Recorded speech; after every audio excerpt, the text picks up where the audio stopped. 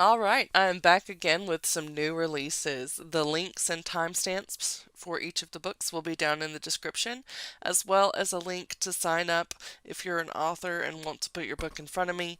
Never guarantees that you'll be featured, but it does up your chances of me knowing that your book is available. Anyway, let's go ahead and get into the picks for this week. One of the Boys by Janie Cowie comes in at 352 pages and is pitched as fiction dystopian. If you could test your son for a gene that predicts violence, would you do it? From the author of Curfew comes a suspenseful, heart-wrenching novel about the consequences of your answer. Antonia and Bay are sisters and doting mothers to their sons, but that is where their similarities end. Antonia had her son tested to make sure he didn't possess the violent M gene.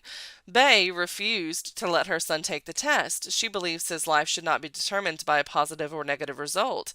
These women will go to any length to protect their sons, but one of them is hiding a monster, and there will be fatal consequences for everyone. The Sweetest Revenge by Lizzie Dent comes in at 368 pages and is pitched as women's fiction.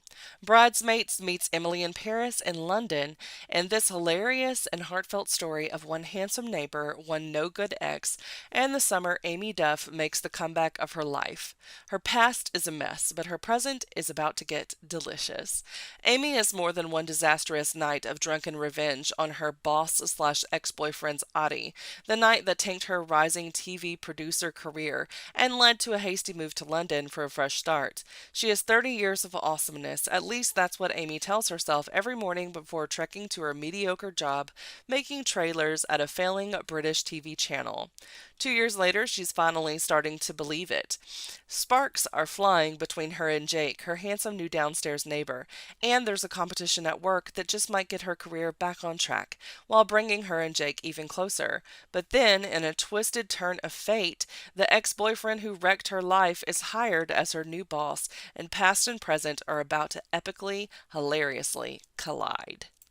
Things to See in Arizona by Mary Venzel White comes in at 242 pages and is pitched as young adult fiction. Sometimes losing something can change the way you see everything. Tuesday Mays has always felt like she was meant for more than the desert she lived in her whole life. With the summer after high school graduation upon her, she is eager to start a new chapter despite the diagnosis of a minor health issue. But when her father goes missing, she must confront a reality she's not ready to face. Enter Christian Robles, childhood friend and longtime crush, when he offers to accompany her on a journey across Arizona to find her father. If they visit supernatural locations from the Weird Arizona guidebook along the way, Tuesday sees it as a chance to finally have an adventure. As they embark on a road trip filled with discoveries and surprises, she begins to uncover the truth about family secrets and her special abilities. Along the way, she finds herself falling for Christian and realizing that sometimes losing something can change the way you see everything. With a mix of adventure, romance, and self discovery, this is a story about growing up, facing fears, and discovering the strength within. On this journey of a lifetime, will Tuesday discover who she truly is and what she truly wants?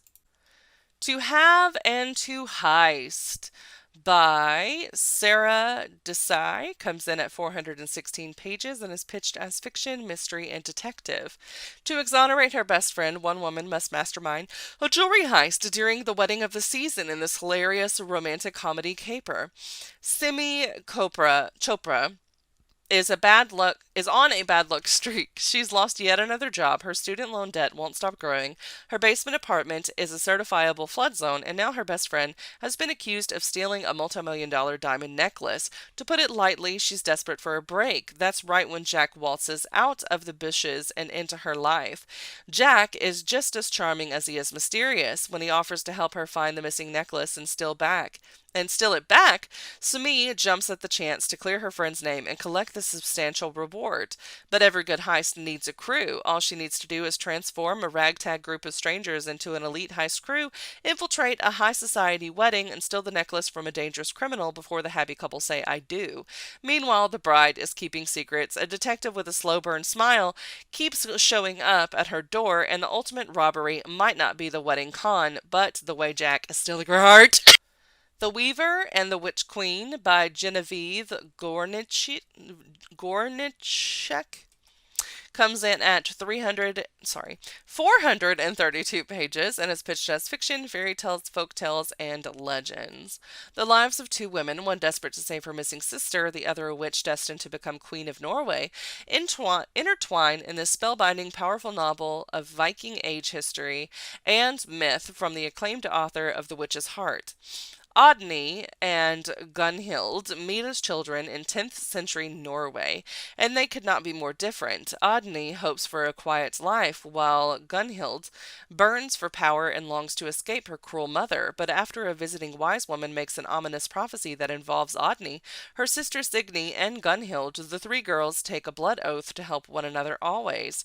When Odny's farm is destroyed and Signy is kidnapped by Viking raiders, Odny is set adrift from the life she imagined but determined to save her sister, no matter the cost. Gunhild, who fled her home years ago to learn the ways of a witch in the far north, is on her way to her exalted destiny.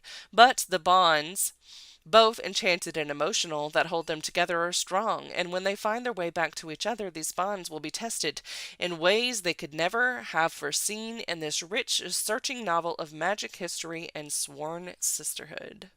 All right, that's all the books I have for this week. Don't forget to like, subscribe, share with friends, and leave a comment down below to let me know which of these books you plan on checking out, or if there's a different book that was not featured that you're planning on reading this week. And I will see you all next time. Bye!